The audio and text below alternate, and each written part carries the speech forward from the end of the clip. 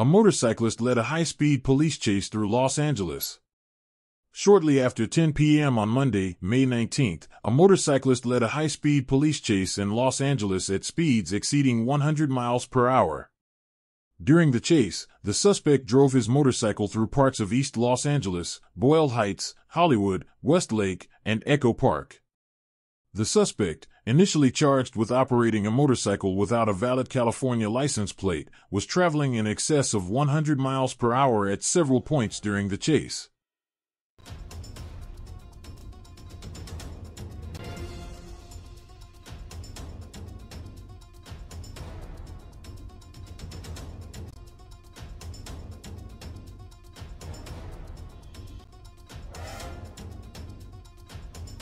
Westbound, as you can see CHP coming at him from a number of different angles, and just about a half mile up ahead here, he has created a little bit of distance between those primary units. You know, we started with about 3 units behind him. Now we've got upwards of a half a dozen trying to catch up here. So they are committed to this pursuit if he continues this continues in this direction at these speeds. I think speed is really the big concern at this point, Mark.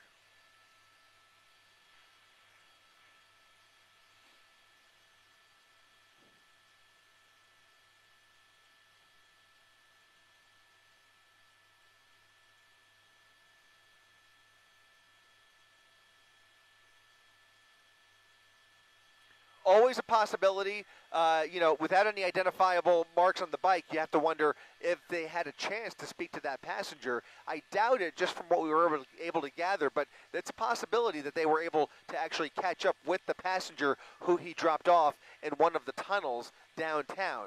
And that would potentially provide some degree of intelligence, but without that passenger, I think they are really after this guy for speed and really making them look a little bit. You know, they have been really at this guy in and out of pursuit mode for upwards of an hour, just trying to get a visual, and it's really been a game of cat and mouse. And right now, the mouse appears to be winning, and those cats, they really want this guy, I think, out of pride alone, if no other reason.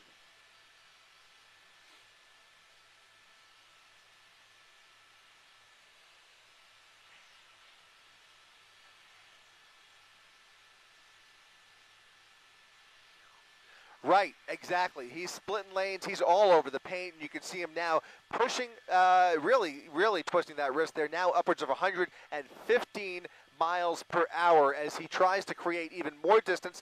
That interceptor is right on his tail, doing an excellent job of maintaining a visual, keeping a safe distance, and still able to keep up. Thankfully, as you can see from this shot of the 105 freeway, there is nobody else on this section of the 105, and that is giving California Highway Patrol a lot more leeway to close in on him, apply a little bit of pressure, hope he runs out of gas, and if he doesn't and decides to get off the freeway, this is a freeway that is going to end pretty soon, and he will have to slow down at that point. If there's an opportunity to make a move, they may very well do so, but he's got to stop first because right now he is a flying missile down the freeway.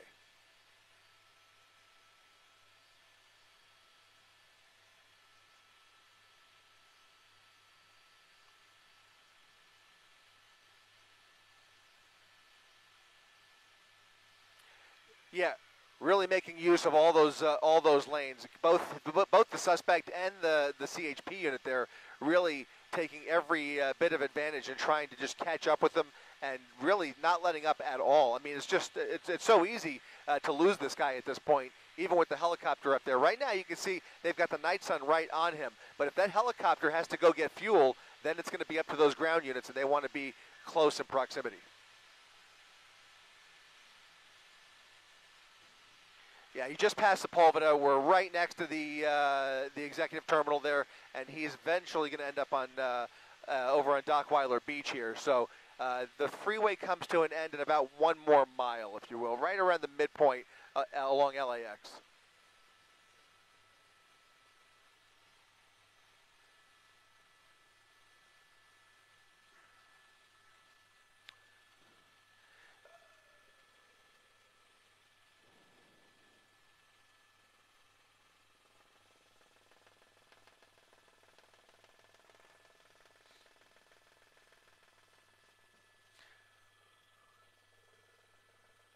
Right. Well, they just got a couple less lanes to work with here. The freeway has just pretty much ended. They're essentially on what you would consider a service road, the exit ramp here that parallels the LAX campus, and then he will be on Vista Del Mar, which is the coastal highway here, right along the west side of LAX, and you're going to see that here in just a second. As he approaches the beach here in El Segundo in the El Porto area, he will have a choice to either go north or south on Vista Del Mar, but already starting to slow down here, slowing down into the 60s. He's going to come to a stop here in less than a quarter of a mile. Right now, law enforcement both on the ground and in the air closing in on him and maintaining a visual, that night sun lighting him up, lights and sirens blaring, no traffic along this stretch of Imperial Highway, and we'll see here in just a few more feet what he does at Vista Del Mar at Dockweiler Beach.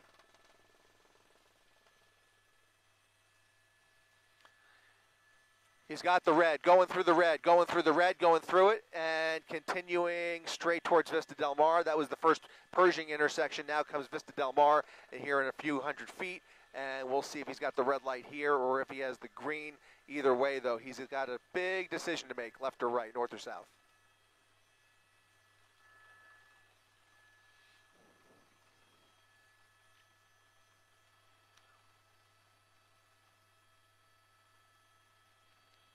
Doing the U-turn.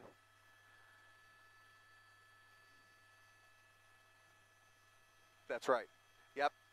Now eastbound, all of those units making the U-turn with him. He's got units in front of him, units behind him, and he's going to come right around that CHP unit there and continue at about 50 to 60 miles per hour on Imperial Highway, eastbound, back towards the freeway.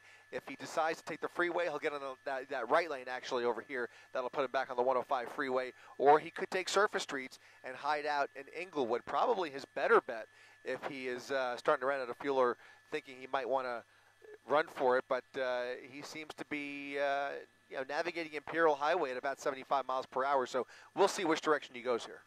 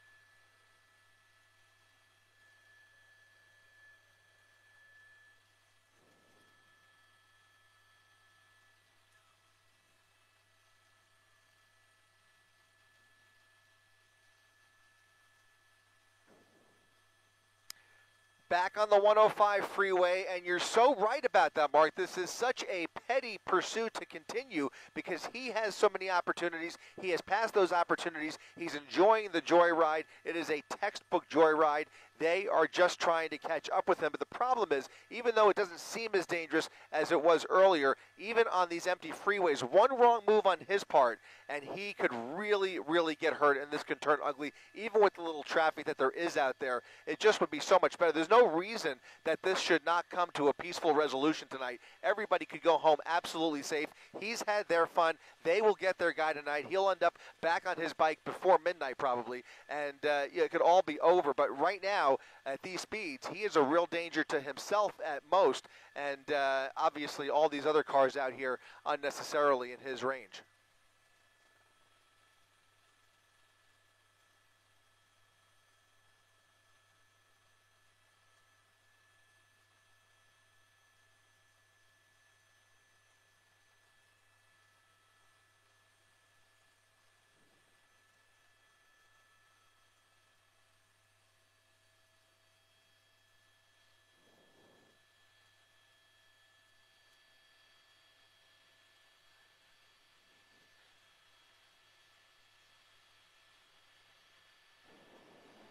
That's right. Eastbound 105 freeway coming up on Prairie Avenue.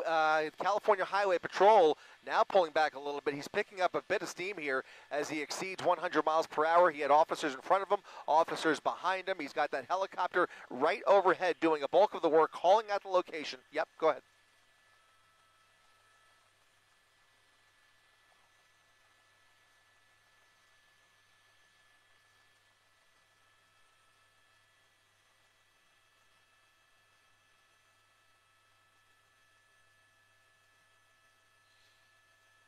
Yeah, just continuing eastbound here on the 105 freeway, picking up steam and leaving the work to the helicopter overhead here, who is doing yeoman's work right there with that night sun, really keeping that sun on him. I mean, really, I can't tell you, Mark, how difficult it is to operate those night suns. Obviously, these guys do it for a living, lots of practice, lots of experience, but it is not easy. It's a very cooperative effort between the flight operation, the flight tech up there, the flight tech officer, and the pilot in the pilot seat, working cohesively to keep that night sun on him. It's about 10 times harder than it is up here in Air 7, just keeping the camera on him. It's really not a very nimble gimbal like our camera.